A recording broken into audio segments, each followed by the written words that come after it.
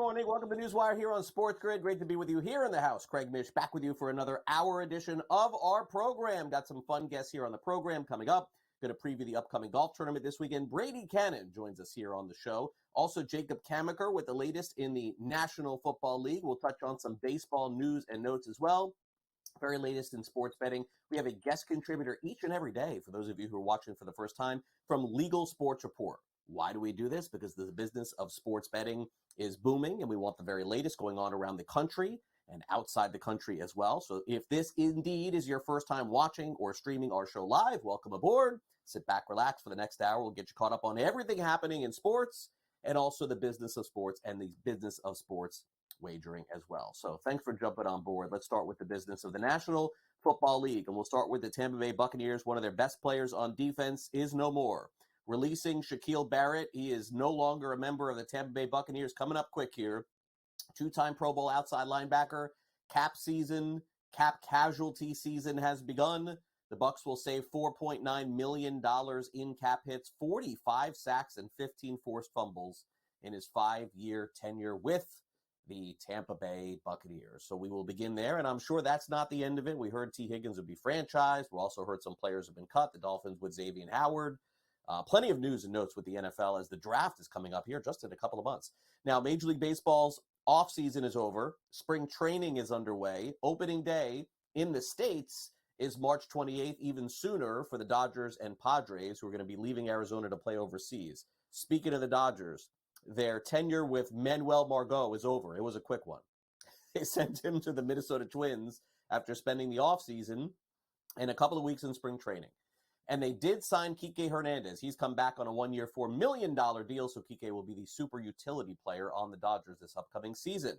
How about the time that Brandon Crawford had as a member of the San Francisco Giants, winning World Series after World Series? He is now a member of the St. Louis Cardinals. How about this? Signing him to a free agent deal. A lot of free agents still out there, by the way, this offseason. Shohei Ohtani signed a $700 million contract, and a lot of it is deferred. But the deferral of playing him in spring training games is over. He's going to make his debut today in Arizona, and tomorrow we'll tell you how he does here on the show. He'll be at DH in Glendale against the Chicago White Sox. And Kodai Senga, pitcher for the New York Mets, he's received a PRP shot, not going to throw for 3 weeks with that ailing shoulder, and naturally will start the season on the injured list for the New York Mets. The spring training games start in the Grapefruit League in about 2 hours from now. How about the game last night for R.J. Davis for the Tar Heels? A record-breaking night, 42 points in the win over Miami, 75-71, a career high for Davis, and also the most points ever scored at the Smith Center since they opened since 1986. This seemed hard to believe. My producer Sam and I are going back and forth like, how is this possible that no North Carolina player has scored more than 42 points in a game? But there you go. The MAC has a new member, MAC Action. Remember those on football Tuesday nights and Wednesday nights once the baseball season ends? UMass is now joining the MAC, so good luck to UMass. They've had a hard enough time on the football field as it is. Houston claims the top spot in the AP poll for the first time this season. The 6-week reign of UConn is officially over. And Kyle Filipowski, who we thought Duke was going to be losing for a period of time because of the fans that stormed the court at Wake Forest, in fact, the coach said that maybe he had a sprained ankle, something like that. He has no major injury. So John Shire said that he's barely limping and requires no imaging. So good news there. And still not much ado about nothing, I would say. They still did storm the court, and they want to put an end to that. You can't have players getting hurt. But good news for Filipowski, without a doubt.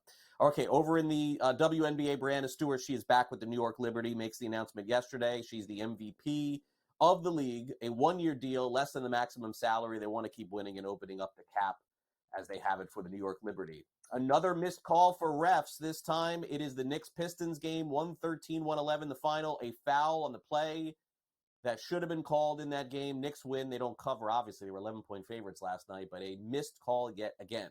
LeBron James, apparently, according to ESPN's Brian Windhorst, wants a 9-figure deal with the Los Angeles Lakers.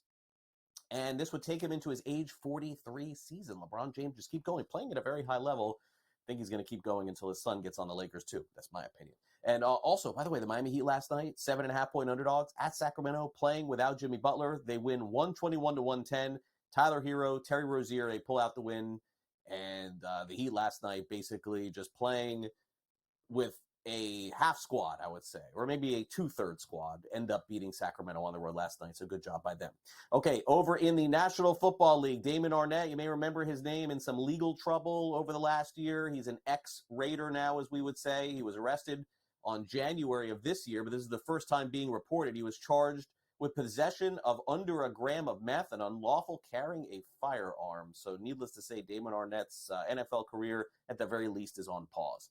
Josh Jacobs, Saquon Barkley, they were not franchise tagged. Neither was Tony Pollard. So although the NFL draft may not have a lot of top talent in terms of running backs, free agency is going to have a bunch. So teams can cash in if they want to sign a running back. And also T. Higgins, $21 million going to him this season. He will not be a free agent. The Bengals applied the franchise tag to him.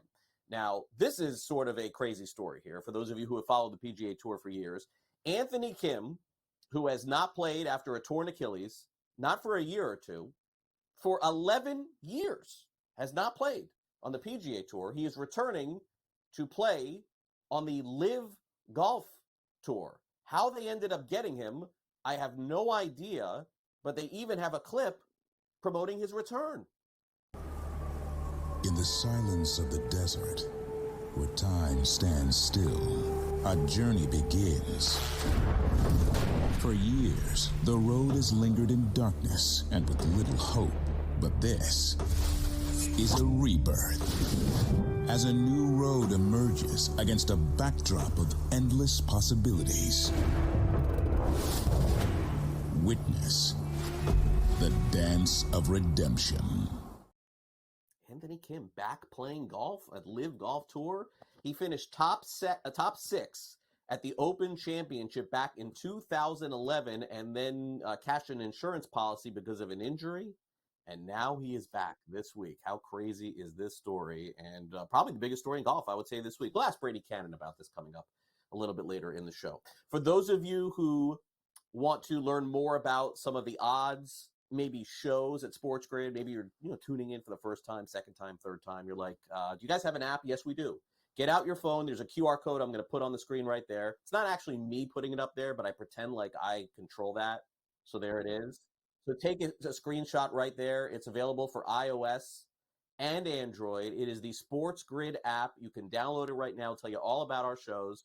And just to show you how good I am, I'm going to take it off your screen right there. See, I did that again too.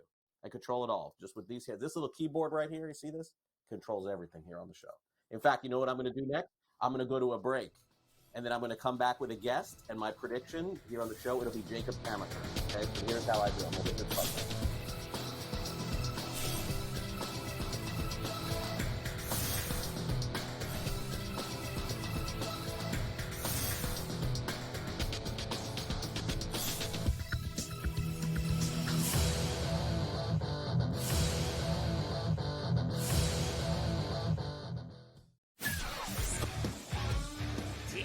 A great point guard, a great big that can block shots, a team that can play defense, and seniors that can put the ball in the hole. That's who you bet on. You don't bet on freshmen. You don't bet on teams that don't play defense. There you go. I mean, you got to run the guy over to call a foul in a tie game in that kind of a spot. That was a bad job by those refs. Pharrell Coast to Coast, only on SportsGrid.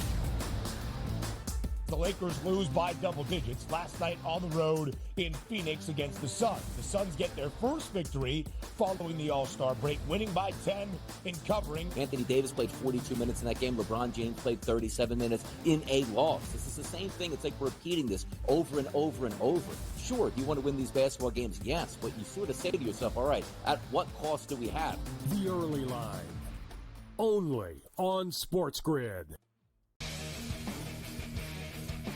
Like the Minnesota Wild were down by 2 goals today. They were down by 3 goals, actually, today at one point. And they came back and won.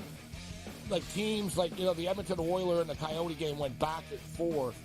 The NHL really, you could argue, really is the best sport for in-game betting, where you can pull the trigger on both teams. Sports Rage Late Night, only on SportsGrid. Your gut says Miami is going to win, and you should take the over.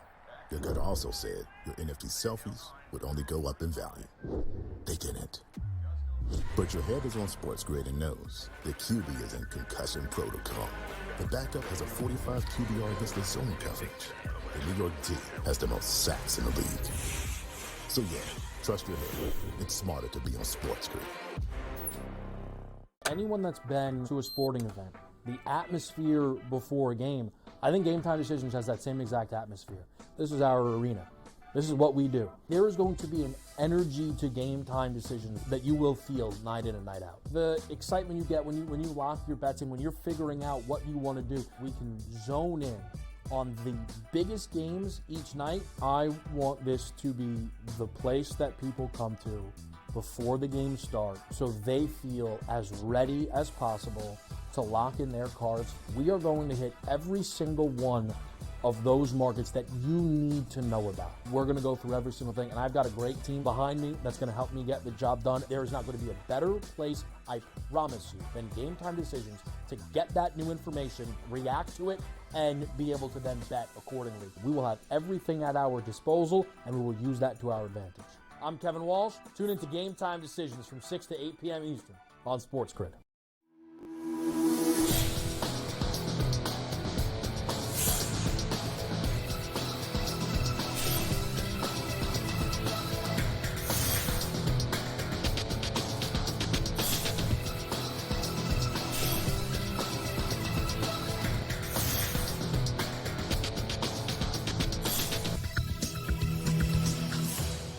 Welcome back to NewsWire. It's been a while since we've caught up with Jacob Camenker from Sporting News. He covers it all there, but naturally we talk a lot of NFL. And the season ended, the Super Bowl happened. Jacob's like, all right, there's the exit. Let me take a time off. And now he's back. He's recharged.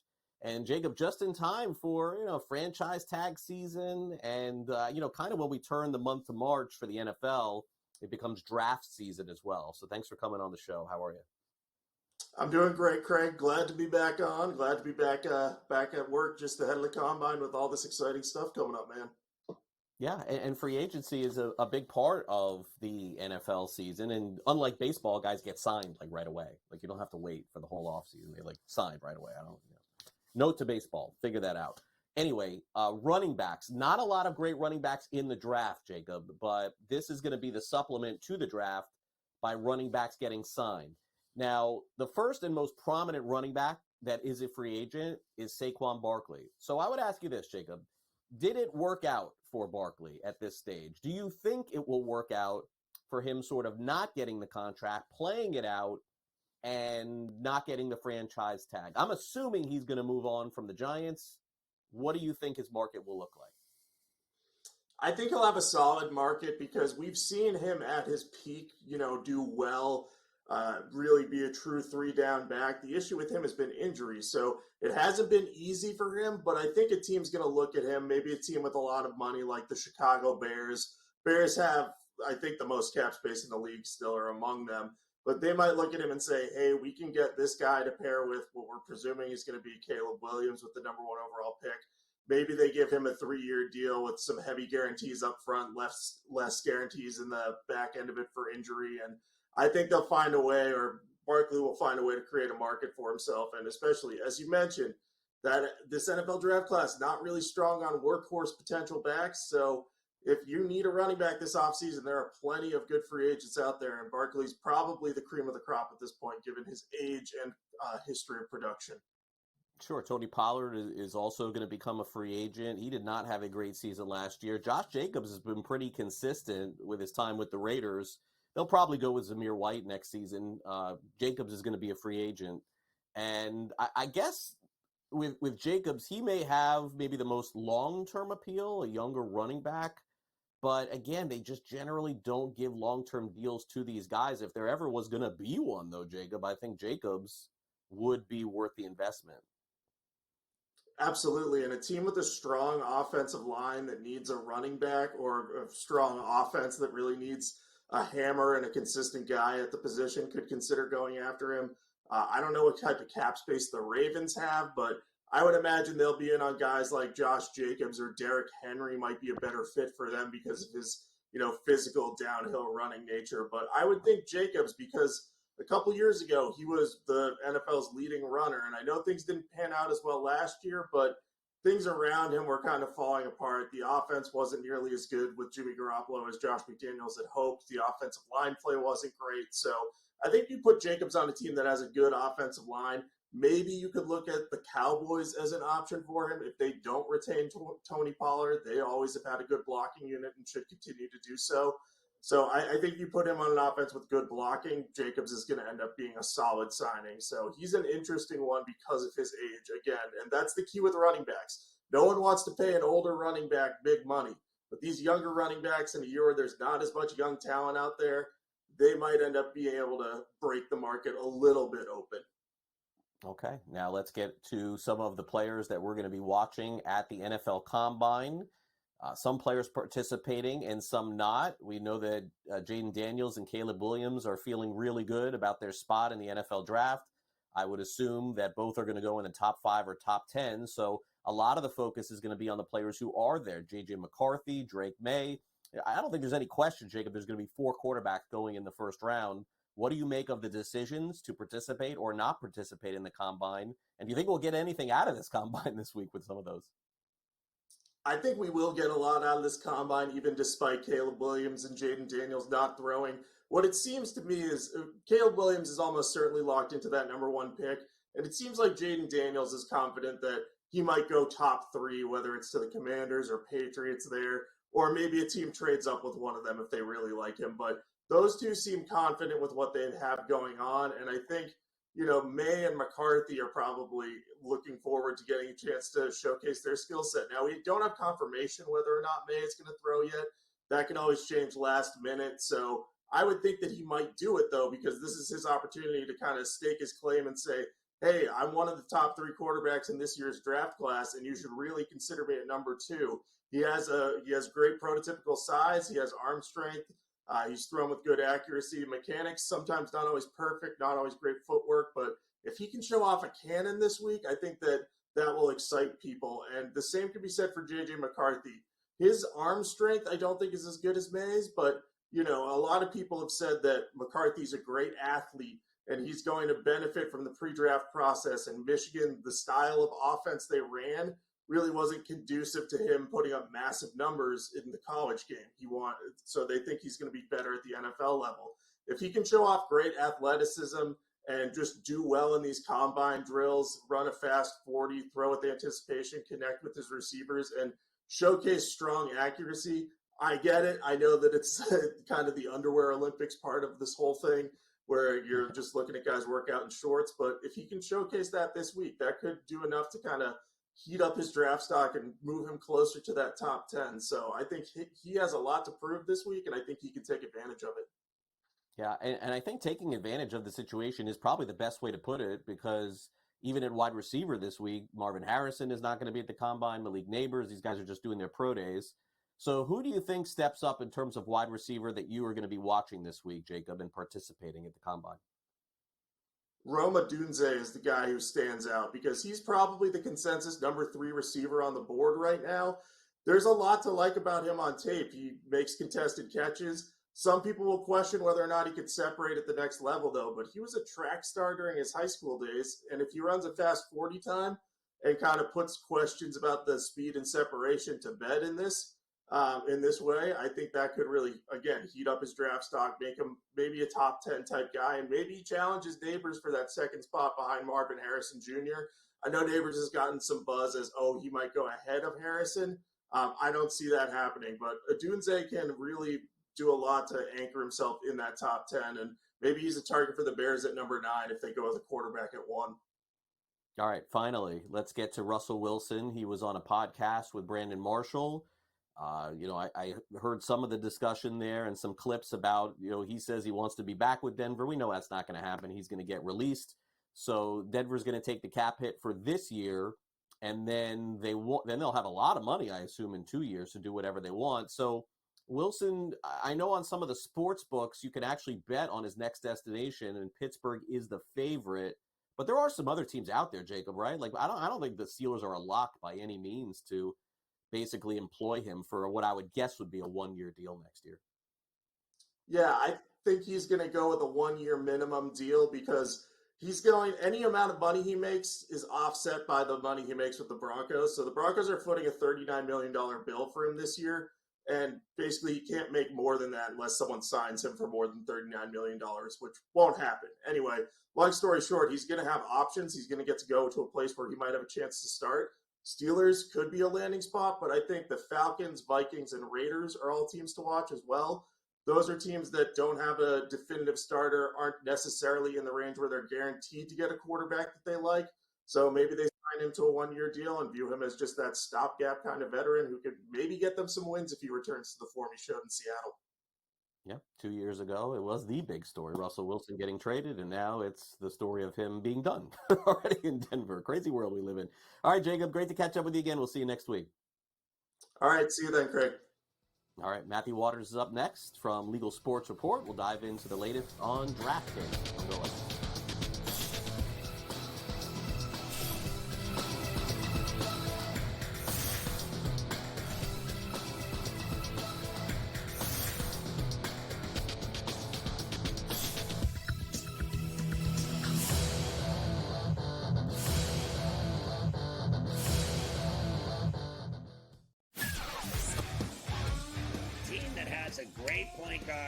A great big that can block shots, a team that can play defense, and seniors that can put the ball in the hole. That's who you bet on. You don't bet on freshmen. You don't bet on teams that don't play defense. There you go. I mean, you got to run the guy over to call a foul in a tie game in that kind of a spot. That was a bad job by those refs. Pharrell Coast to Coast, only on SportsGrid. The Lakers lose by double digits last night on the road in Phoenix against the Suns. The Suns get their first victory following the All-Star break, winning by 10 in covering. Anthony Davis played 42 minutes in that game. LeBron James played 37 minutes in a loss. This is the same thing. It's like repeating this over and over and over. Sure, you want to win these basketball games, yes, but you sort of say to yourself, all right, at what cost do we have? The early line, only on SportsGrid. Like the Minnesota Wild were down by 2 goals today. They were down by 3 goals, actually, today at one point. And they came back and won. Like teams like, the Edmonton Oilers and the Coyote game went back and forth. The NHL really, you could argue, really is the best sport for in-game betting, where you can pull the trigger on both teams. Sports Rage Late Night, only on SportsGrid. Your gut says Miami is going to win, and you should take the over. Your gut also said your NFT selfies would only go up in value. They didn't. But your head is on SportsGrid and knows the QB is in concussion protocol. The backup has a 45 QBR against the zone coverage. The New York D has the most sacks in the league. So yeah, trust your head. It's smarter to be on SportsGrid. Anyone that's been to a sporting event, the atmosphere before a game, I think Game Time Decisions has that same exact atmosphere. This is our arena. This is what we do. There is going to be an energy to Game Time Decisions that you will feel night in and night out. The excitement you get when you lock your bets in, when you're figuring out what you want to do, we can zone in on the biggest games each night. I want this to be the place that people come to before the games start so they feel as ready as possible to lock in their cards. We are going to hit every single one of those markets that you need to know about. We're going to go through every single thing, and I've got a great team behind me that's going to help me get the job done. There is not going to be a better place, I promise you, than Game Time Decisions to get that new information, react to it, and be able to then bet accordingly. We will have everything at our disposal, and we will use that to our advantage. I'm Kevin Walsh. Tune into Game Time Decisions from 6 to 8 p.m. Eastern on SportsGrid.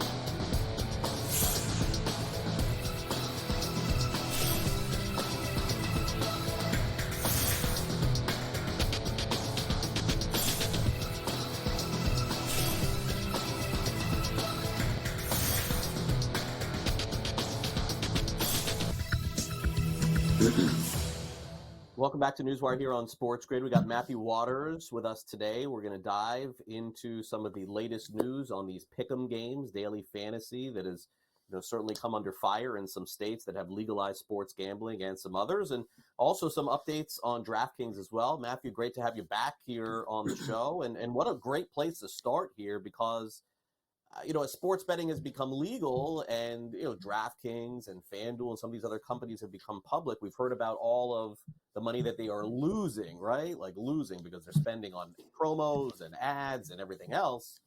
But if you're an investor in DraftKings this morning, you're waking up feeling a lot better than you did yesterday, aren't you? Yeah, DraftKings is up almost 5% today, and it's not a surprise to see the stock doing well after they reported earnings last week, Craig. Look, DraftKings, like you said, they're finally starting to turn a profit. They made $151 million in EBITDA in the fourth quarter. EBITDA is basically the cash flow your company is bringing in before you consider the things you have to pay, like taxes and interest and, all that kind of stuff. So the interesting thing about this, though, is they could have done even better had the public not done so well in those last 2 weeks of November. They made $151 million in EBITDA, but in those 2 weeks, negative results swung $126 million of that EBITDA for them. So they could have been closer to $300 million had everything gone right in November as well. And the big thing about DraftKings, look, we have a story up about how Barclays upgraded them, raised their target. And it's kind of what you're seeing all across the analysts at this point for DraftKings, maybe a couple of holdouts here and there. But DraftKings is simply doing everything that you want it to do from a shareholder perspective at this point. I'm not even sure how many straight quarters they've raised their adjusted EBITDA guidance. I think it's 4 or 5 at this point. But they raised the midpoint for what they expect this year by $50 million, just based off of what they've seen in the first quarter alone. And yes, that does include something from this Jackpocket company that they acquired for $750 million in cash and stock, but not all that much just yet. So we're looking at a couple of things for DraftKings. We're looking at they're still getting more out of the older states than I think they ever expected to. And they're able to do that without having to promo a whole lot and spend a whole lot on retention for their customers. Those are two really big things. The other thing about DraftKings is they're in iGaming too, Craig. And at this point, it seems like that is a little discounted when you're talking about the DraftKings stock. They're getting all of this great momentum out of the sportsbook product, but as iGaming continues to grow around the country, and now they have this Jackpocket brand, who they're not just a lottery company, they also just launched an online casino in New Jersey. They're going to be able to do a bunch of different things here. And so I think you have to be feeling really good if you're a DraftKings shareholder. Hasn't been at this level since November of 2021, and we're talking about almost 2.5 years here. So the industry as a whole, sports betting as a whole, is starting to hit that profitability point. And so some of the raises, the stock guidance that you're seeing here from the analysts, some of that has to just do with, look, the industry is doing well, so maybe we have to attribute a little bit more, give these guys, higher multiples on what we're figuring out the target price to be. But a lot of it just comes back to good business by DraftKings right now. And look, Jason Robbins still is saying what investors want to hear and not what players want to hear. They're talking about how great their hold is from parlays. They're talking about how much that is helping them create a stronger base for the product. We're not talking about luck or unlucky here when they're having quarters where they're holding 9, 10, 11%. We're talking about them actually building that into their business model by making their parlay product stronger and giving people more options, better options, fun options to bet on, as soon as they open that app and they see it on the home screen. So I think you have to feel really, really good about where DraftKings is going right now. And honestly, if you're investing in sports betting right now, aside from maybe a couple, I think you have to feel really good about the segment and the way it's trending. Yeah, could be a signal for some of the other companies as well. I think that's a really good point by you. Okay, now here's a really good point. Why would anybody want to invest in the DFS landscape if your name is not FanDuel and DraftKings right now? We've seen so many states have sports betting legalized, and then all of a sudden looking over and saying, why are these guys operating in our space without paying tax? You got to go. And they're succeeding. But yet this company called Tab Corp is investing in the Pick'em DFS. Maybe, Matt, they know something that we don't.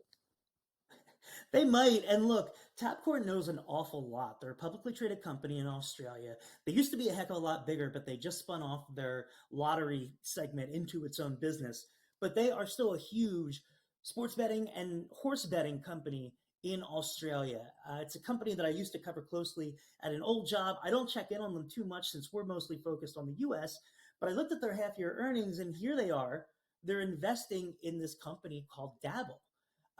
They have put, 8 figures into it so far with millions of dollars. And so they obviously think there's something happening here. They've specifically invested 1.75 million US in what they're doing in the US. And that is what surprises me, because the Australian product is focused more on like a social betting company where you could follow your friends' picks and, talk trash on there with people. In the US, they're focusing on these pick'em DFS games. And I just don't know why they're doing that now, Craig. The investment came in December when we knew back in September, the beginning of football season, that these games were being looked at closely by states like New York, Michigan, and Florida, because frankly, the regulators think that these products just resemble parlay cards or parlays that you can bet on in these legal sports books a little too close. And so that really made me scratch my head. Look, I think it's fantastic for U.S. sports betting if Tabcorp is interested in getting in, right? You always want to see companies coming into a marketplace that know what they're doing. Tabcorp knows what it's doing. So is it making this push right now because it was relatively cheap at less than $2 million and they're already starting to see customers from it? Look, they had 630,000 registrations since it launched in October. Wow. And 440,000 of them have actually funded and bet. So, maybe they're just trying to build up a player database in the US for some push that they have coming. I'm not sure, but this was surprising to see, because you have companies like Prize Picks that had to pay out $15 million for operating in New York without a license. That isn't going to be the only kind of payment that we see, in my opinion. A lot of these companies are going to have to do what they need to do to get right in order to eventually either just get the right DFS license or get into sports betting, as some of them have ambitions to do. So this was an interesting note to come across in a check of some news that I didn't think would turn out to be much of anything from Tabcorp. But yeah, them investing in the Pick'em DFS right now, I don't know that I would advise anybody to invest in Pick'em DFS right now until we know exactly what that looks like moving forward, because there are an awful lot of states that are just not seeing it as a kosher product right now, especially when they have regulated sports books in their state that are paying a much higher tax rate typically than the DFS companies, if the DFS companies are paying a tax at all in those states. So interesting one for sure, one that I'm going to keep my eye on. But overall, Tabcorp, if they're interested in the US, that's great. Bring more people that know what sports betting is into the US marketplace anytime. Yeah, no, and look, again, maybe they know something or are buying low on the idea of this, and it could very well be the case. We don't know. Okay, so as we close out our conversation today, Matt, there's no doubt that the one thing that has been a game changer for legalized sports betting is the idea that if you bet and you win, you have the opportunity to get paid. Now, no disrespect, before sports betting was legal, but for those people who were betting on offshores, that was always the dynamic. You'd win, and then you'd wonder, am I actually going to get the money? Don't have to worry about that anymore, and it seems like that's a very big, important point for people who are going to dive into sports betting now that it is legal. Yeah, so there was a report that came out from PaySafe, and take it with a grain of salt. PaySafe is a payments company, so obviously they want to boast whenever people are saying good things about payments. You have interacted with PaySafe more likely than not if you have gambled online at some point in the U.S. They came out with a survey that looked at 6 different jurisdictions. They looked at the U.S., Germany, Italy, France, Ontario. Did I miss one? I don't think so. And the UK. And out of those 6 jurisdictions, 3 of them said that when it comes to the most important factors in picking a sports book, it's the ease of payments and getting paid. 38% in the US said that. 43% in Germany said that. 41% in Italy said that. Now, the French may be the best bettors out of all of us because they had the most interest in finding good odds, which is what many people will tell you that you should focus on when you're placing a sports bet and you're doing it at significant rates, right? But look, a lot of us, we just want to know we're going to get the money in the end of it. And so I thought it was a really interesting survey. You can find it on the PaySafe site. They dive into a lot of things, but I thought that was the most interesting thing by far. All right. Well, check it out, Matt. Great content today, as always, on the show. Have a great rest of your week. We'll see you again next week here on NewsWire. Thank you. You too, sir. All right. Coming up next, we preview a couple of games in the NBA and also preview the upcoming tournament on the PGA Tour this week. Brady Kannon joins us when we return next on NewsWire.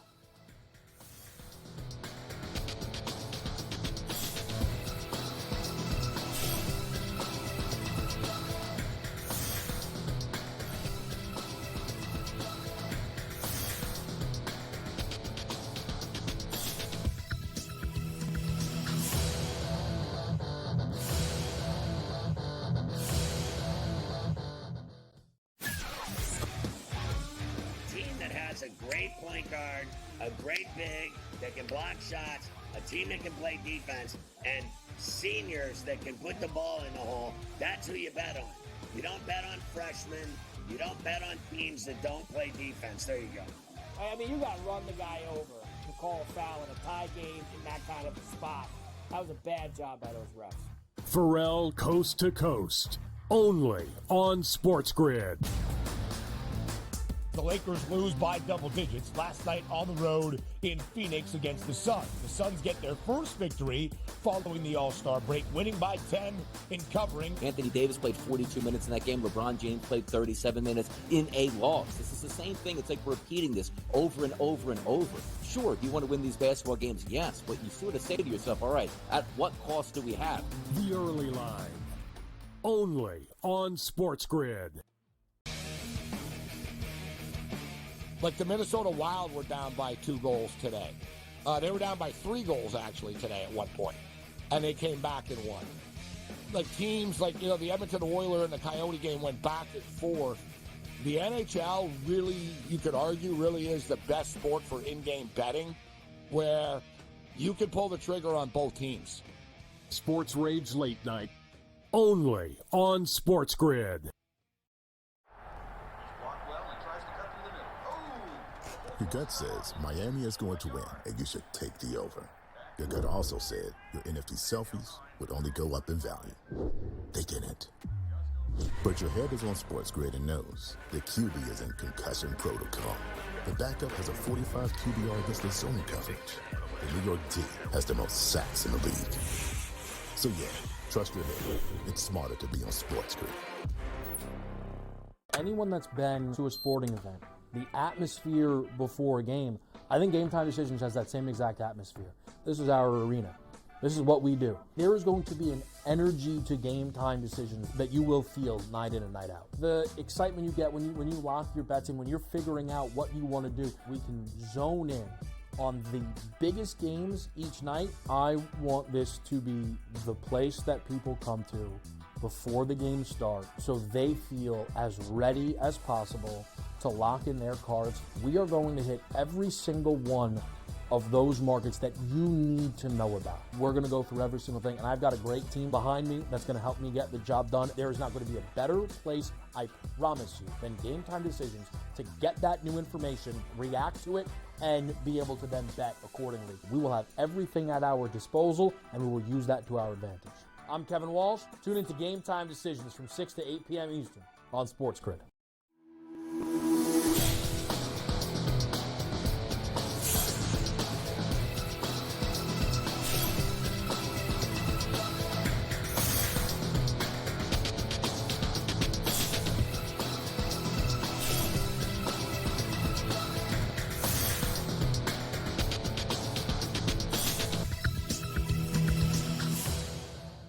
welcome back to NewsWire here on SportsGrid. We've got a great slate tonight in the National Basketball Association, a really good one in the East, although the 76ers having trouble without Joel Embiid. Boston's been phenomenal at home. Ben Stevens has a preview of that game, as well as out west between the Rockets and Thunder. Let's get his view on how these games shape up tonight. Craig, a big slate around the association on this Tuesday night, featuring a marquee matchup in the Eastern Conference and the best cover team in the NBA out west, battling for the top spot in the Western Conference. We start out east. It's the Philadelphia 76ers and the Boston Celtics. Could this be a potential playoff preview? That remains to be seen. But a 12.5-point number in favor of Boston, the best team in the NBA, 45 wins at this point, 45-12. One of the only teams, Craig, to have more than 40 wins so far this season. Boston has been booked as a favorite in 55 of 57 games. And the Celtics, not only the best team in the NBA currently, the hottest team in the NBA at this moment. The C's have won 8 straight games. They have covered in both of their games following the All-Star break. In this 8-game win streak, Boston has been booked as a double-digit favorite 5 separate times. They have been booked as a favorite in 55 of 57 games. 26, 26-3 against the number. Craig, the story for Philadelphia, this could be a marquee matchup. This could be an Eastern Conference Finals preview if this man right here, Joel Embiid, was healthy. But without Embiid, Philly has been on a slide. The 76ers have dropped 11 of their last 15 games, 13 of those games without Joel Embiid. They've been booked as an underdog in 9 of those 13 games. 12.5-point number, a very large spread tonight inside TD Garden. That's where things stand entering this matchup on this Tuesday. Now we go out to Oklahoma City. OKC at the moment, Craig, tied for the top spot in the Western Conference standings alongside the Minnesota Timberwolves. OKC, best cover team in all of the association. 36, 20-1 against the spread. Craig, there are 2 teams that have covered in more than 60% of their games this year, Oklahoma City and Orlando. Double-digit number, 10 points in favor of the Thunder against the Houston Rockets. The over-under tonight, 235 and a hook. As a favorite, the best cover team is really good at covering numbers. The Thunder 26-15 against the spread as the favorite this year. So Boston in first by a large margin in the Eastern Conference. Oklahoma City battling with Minnesota for that top spot out west in a jumbled Western Conference at this current juncture. Again, Craig, home stretch of this NBA season, just about 25 games left for every team around the association. All right, thanks very much, Ben. We go from basketball to golf. Let's check in with Brady Kannon. We've got a big tournament that is set to get underway in my neck of the woods in Palm Beach Gardens. We'll give a preview, get a winner as Brady Kannon joins us here, as he always does here on the show, with a preview and also get into the latest, by the way, news on Live Golf as well here today. Brady, good morning. Thanks for coming on NewsWire. Hey, great to be with you as always, Craig. And yeah, we start the Florida swing. We're headed back to your neck of the woods. A 4-week stint in Florida on the PGA Tour as we near ever closer to the first major of the year in Augusta, Georgia. This, of course, used to be the Honda Classic. After 40-some years of sponsorship, the Honda company has pulled out, and it is now the Cognizant Classic at the Palm Beaches. Same golf course. They did make one little tweak to the golf course.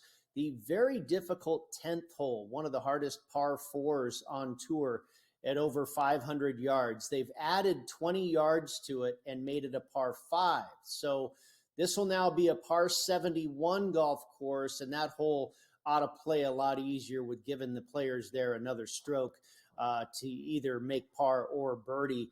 But this is one of the more demanding golf courses on the PGA Tour, really a ball striker's test. Short game, not so much of a factor here, but you have got to be really good off the tee and on approach. As you know, Craig, the wind usually blows here. You've got a ton of water to carry over on this golf course. And then the famous bear trap, the closing stretch there, holes 15, 16, and 17, one of the hardest 3-hole stretches on tour.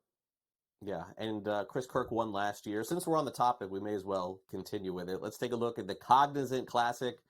For those who are unfamiliar, you must be. I mean, I've been driving up to spring training back and forth through Palm Beach, and I'm like, Cognizant Classic, exit here. I'm like, what is that? It's the Honda Classic. Anyway, Okay, so the odds to win, we got some of the big players playing in this. Rory is 7-1, Cam Young 20-1, Matt Fitzpatrick 25-1. Any of the favorites pique your interest here? It feels like Rory may be one of the few bigger names playing. I don't know if they're playing in the World Golf. Are they still doing the World Golf in Doral next week? Is that still No. The World Golf Championships have kind of gone by the wayside and been replaced by these signature events, and that's part of the live effect as well. Doral, that was kind of replaced by the Mexico Open, which we had last week. Oh, that's right. Yeah. So Doral, it's been a handful of years for sure since we've seen the tour at Doral, and probably won't be there for quite some time, if ever again. But I stayed away and there are some big names in this field for sure. Ricky Fowler, of course, a former winner. Sepp Straka, former winner. Matthew Fitzpatrick, as you mentioned. Shane Lowry, Rory. It's not a bad field. Certainly an upgrade from what we saw last week, where last week's a real tough spot because you come off of the signature event of Riviera, and then the Florida Swing starts this week. So that spot in Mexico was a spot that a lot of the big name players chose to skip. And then next week, we have another signature event in the Arnold Palmer Invitational. So some guys have opted to skip out on 2 weeks, but not a bad field at all. I went down the board a little bit, didn't go right to the top, but my first player that I landed on was Ben An, Byung Hoon An, at 28-1. He's been off to a great start this year, finished fourth at Kapalua, lost in a playoff at the Sony Open, and then most recently finished 16th at the Genesis Invitational. He's also finished fourth and fifth here at the Honda Classic. So guy has, good current form, good course form, has done well on the courses that I figured related to PGA National. Then I went a little further to JT Poston at 30-1, another guy that's been red hot to start this season, a fifth and a sixth place over in Hawaii, an 11th place at the American Express, a 20th place at the Pebble Beach Pro-Am, and then followed that up with a top 10 finish at Riviera Country Club just a few weeks ago. He's also only missed one cut in 5 tries here at this golf tournament. So I thought he certainly was a live guy to possibly continue his good play and win here. And then Adam Svensson, I got it 60-1, and I was kind of waiting for a bigger number. I was seeing 50, 55. I saw 60 pop, and I grabbed it, and now I'm seeing him like more in the range of 45-1. So some bettors have come in on Adam Svensson. He lives in this area in Palm Beach Gardens, has a lot of history and experience at this golf course. He was 9th here in 2022. He's played very well this season, had a couple of good finishes recently at Riviera. So he's another guy. And I talked about how important ball striking is at this particular golf course. Over the last 24 rounds, Adam Svensson is 3rd in this field for strokes gained ball striking, 8th for strokes gained approach, and 13th in strokes gained off the tee. So he fits the profile for sure. And then finally, the Frenchman, Mathieu Pavon, at 65-1. I've seen his number come down as well. In 4 tour starts in 2024, he's got 3 top 10 finishes, including a win last month at the Farmers Insurance Open at Torrey Pines. And this guy's similar to Svensson in the stats, really good in the ball striking stats, also 26th in this field over the last 24 rounds for strokes gained putting on Bermuda grass. And that's one thing to keep in mind here. The 2 Hawaii events were on Bermuda grass. And then for the most part in California, it was on Poa annua. Now back in Florida, it's going to be all Bermuda grass here for a minute. So you want to take a look at guys that flourish on that type of putting surface. All right, fair enough. Good preview from Brady from the upcoming PGA Tour this week. Only one, unfortunately, in my area. We used to have several. It used to be Doral, and we used to have actually a couple, I think, in Palm Beach Gardens, but now just the one until what was formerly called Bay Hill, now in Orlando. Shows you how far I go back, Brady. Okay. Now, Live Golf, a lot of people, certainly may not be interested in it, but this story is one for the ages. So Anthony Kim, who once upon a time was a really good PGA Tour player, and when I say once upon a time, I'm talking like 10 years ago, all of a sudden we get an announcement that he is back and he's going to play at a live golf event. What is going on here? And how did they get Anthony Kim out of this like pseudo retirement? Yeah, it's pretty wild. And you're right. He was absolutely an up-and-coming star in the neighborhood of 10 to 12 years ago. He won 3 times on tour before the age of 25. And, you know, he really took the golf fan public by storm because he had a lot of flair, a lot of charisma. You know, he wore the big belt buckles and the white pants, and he came out with a bang on tour and really backed it up with tremendous play. He played in a Ryder Cup, played in a President's Cup. It looked like this guy was just going to skyrocket to stardom in a hurry. He got as high as being ranked 6th in the world before he started to accumulate some injuries. And, you know, that's where, I mean, as quickly as he ascended in the golf world, he went out just as quickly with injury, and he cashed in on a major insurance policy that he had to protect against that. And so, yeah, he kind of retired with millions of dollars in his pocket. And I read a story not too long ago that, you know, he's been spotted in the streets of LA at coffee shops and just kind of hanging around and living the good life. But apparently he's been working on his golf game as well, because it wasn't that long ago that this story now pops up that he's going to make a comeback, and then all of a sudden he signs a deal with LIV. Apparently it's a performance-based contract. Because who knows what this guy is going to be like. He's playing this week in Saudi Arabia, and he's trading at around 140 to 1 to win this tournament, Craig. Wow. And the general opinion I've seen out there is he should be closer to 400 or 500 to 1. I mean, it's kind of crazy. Now, there's obviously been a 12-year gap or so, but it's weird to think of a guy that was this good, you know, should be 400 to 1 or something to win in a limited field, a limited rounds event on the LIV Tour. If he does really well, it's going to be a home run for LIV. If he just goes out there and is very pedestrian, then it's not that much of a story, unfortunately. Yeah, no, look, we'll all be watching out of curiosity, but you know, I'm not going to be putting any money on his first tournament in 10 years. That's the other thing too, Craig. You know, he's starting in Saudi Arabia. So how many eyeballs are really going to be on this? You know, I think it's like 3 a.m. or something my time when he's on. I'm not going to be up, unfortunately. So we'll see. I don't think many people will be watching, but we'll follow it after. And the great thing about social media is you get those clips and then you figure it out. All right, Brady, great to have you back here on NewsWire. We'll keep an eye on the tournament coming up this week and can't wait to catch up next week ahead of the tournament in Orlando. Thanks again. You got it. Thank you, Craig. All right, when we come back, we'll talk about Charles Barkley back on the golf course. Not playing particularly well.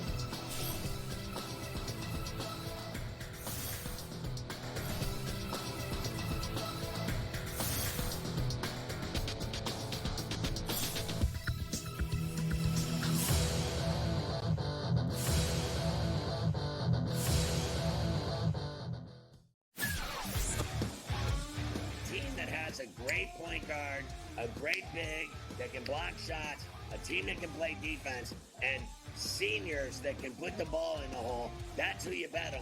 You don't bet on freshmen. You don't bet on teams that don't play defense. There you go. I mean, you got to run the guy over to call a foul in a tie game in that kind of a spot. That was a bad job by those refs. Pharrell Coast to Coast, only on SportsGrid. The Lakers lose by double digits last night on the road in Phoenix against the Suns. The Suns get their first victory following the All-Star break, winning by 10 and covering. Anthony Davis played 42 minutes in that game. LeBron James played 37 minutes in a loss. This is the same thing. It's like repeating this over and over and over. Sure, you want to win these basketball games, yes, but you sort of say to yourself, all right, at what cost do we have? The Early Line, only on SportsGrid.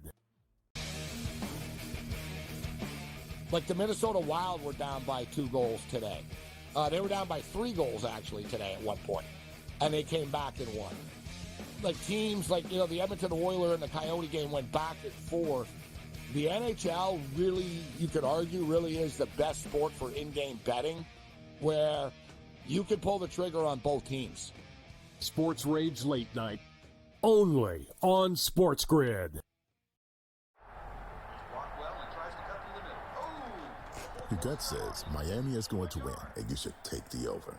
Your gut also said your NFT selfies would only go up in value. They didn't. But your head is on SportsGrid and knows the QB is in concussion protocol. The backup has a 45 QBR against the zone coverage. The New York D has the most sacks in the league. So yeah, trust your head. It's smarter to be on SportsGrid. Anyone that's been to a sporting event, the atmosphere before a game, I think Game Time Decisions has that same exact atmosphere. This is our arena. This is what we do. There is going to be an energy to Game Time Decisions that you will feel night in and night out. The excitement you get when you lock your bets in, when you're figuring out what you want to do, we can zone in on the biggest games each night. I want this to be the place that people come to before the games start so they feel as ready as possible to lock in their cards. We are going to hit every single one of those markets that you need to know about. We're going to go through every single thing, and I've got a great team behind me that's going to help me get the job done. There is not going to be a better place, I promise you, than Game Time Decisions to get that new information, react to it, and be able to then bet accordingly. We will have everything at our disposal, and we will use that to our advantage. I'm Kevin Walsh. Tune into Game Time Decisions from 6 to 8 p.m. Eastern on SportsGrid.